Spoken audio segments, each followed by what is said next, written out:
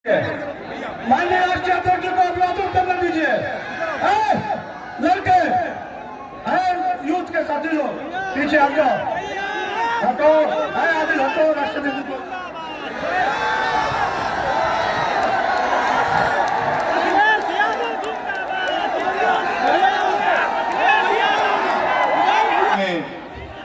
हमारे बड़े बुजुर्गों और मेरे अखिलेश भैया के जोशीले नौजवान साथियों, जहां जहां तक आवाज जा रही है वहां मौजूद मेरी माओ, बहनों और छोटे बच्चों, मैं अब्बास बिन मुख्तार अंसारी आप सबकी खिदमत में अपना सलाम पेश करता हूं, अपना प्रणाम पेश करता हूं।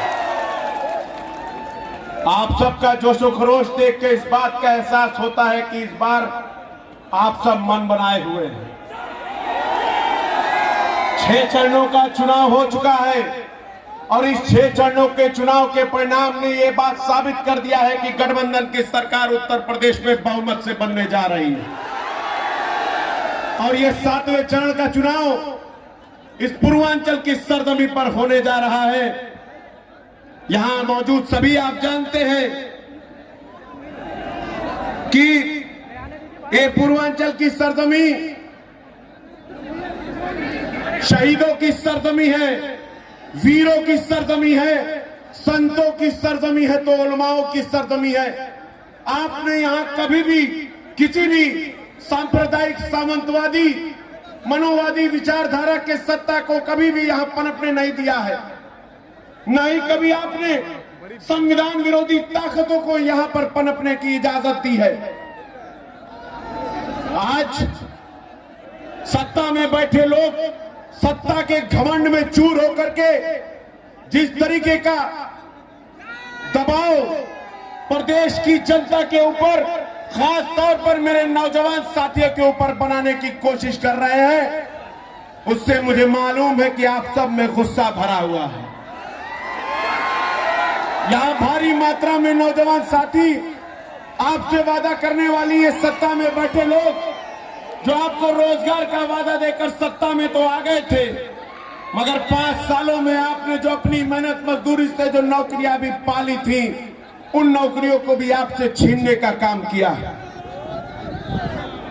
मुझे याद आता है जिस तरीके से आप भाइयों के ऊपर लाठियां बरसाई गई, आपके ऊपर मुकदमे लगाकर आपके भविष्य को अंधकार में ढकेलने का काम किया है।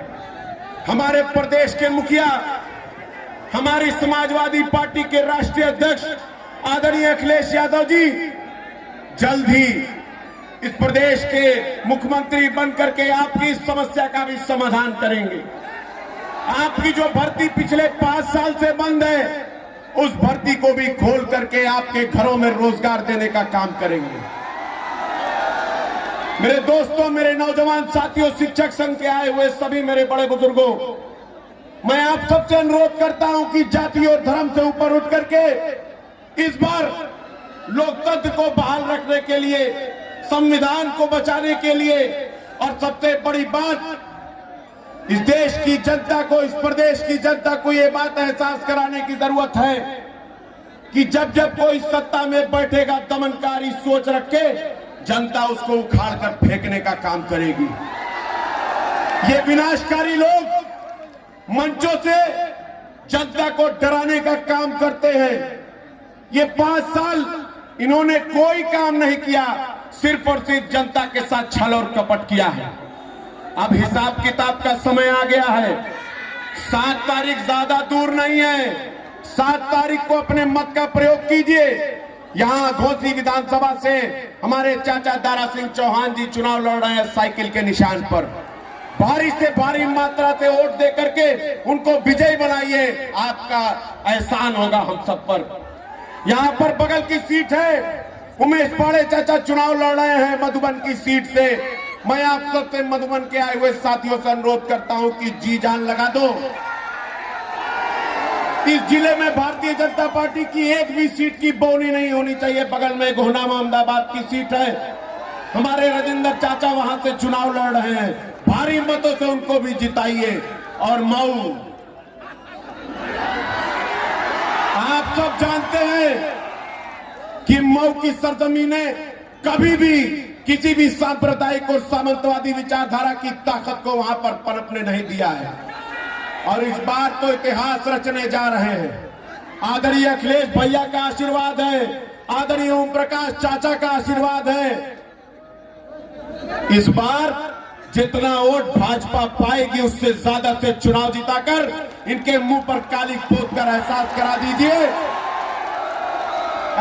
करा दीजिए कि यहां पर सिर्फ और सिर्फ वो लोग जी सकते हैं जो लोगों का सम्मान और मान सम्मान की लड़ाई लड़ना जानते हैं। वक्त कम है।